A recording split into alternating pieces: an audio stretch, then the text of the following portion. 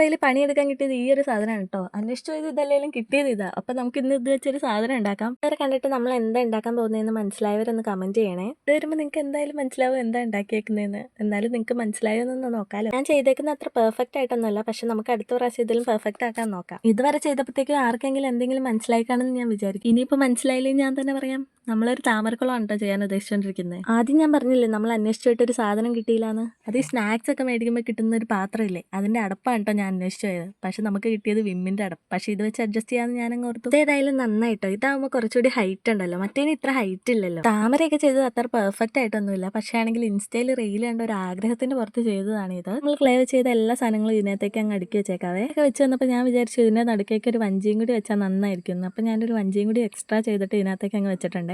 നമ്മൾ ഇതെല്ലാം പിന്നെ ചെയ്തു വന്നപ്പോൾ ഉണ്ടല്ലോ, ഇത് ലാസ്റ്റ് കുളം മാത്രമായി പോയി. താമര ഉണ്ടായിരുന്നില്ല. ഞാൻ ആകെ 3 താമരയായിരുന്നു ഉണ്ടാക്കിയിട്ടുണ്ടായിരുന്നത്. പിന്നെ കുറച്ചുകൂടി എക്സ്ട്രാ താമരയൊക്കെ ഉണ്ടാക്കി വെച്ച് കഴിഞ്ഞപ്പോഴാണ് എനിക്കൊന്ന് സമാധാനമായി. അല്ലെങ്കിൽ ഇത് താമരക്കുളം അല്ലാതായി പോവില്ലേ. ഇത് കഴിഞ്ഞപ്പോൾ ഇതിൽ കുറച്ച് റെസിൻ ഒഴിച്ചാൽ നല്ലതായിരിക്കും എന്ന് എനിക്ക് തോന്നി. ഇതിൽ റെസിൻ ഒഴിച്ചിട്ട് കാണണോ വേണ്ടതെന്നുള്ള കാര്യങ്ങളൊക്കെ നിങ്ങളൊന്ന് കമൻറ്റ് ചെയ്യണേ.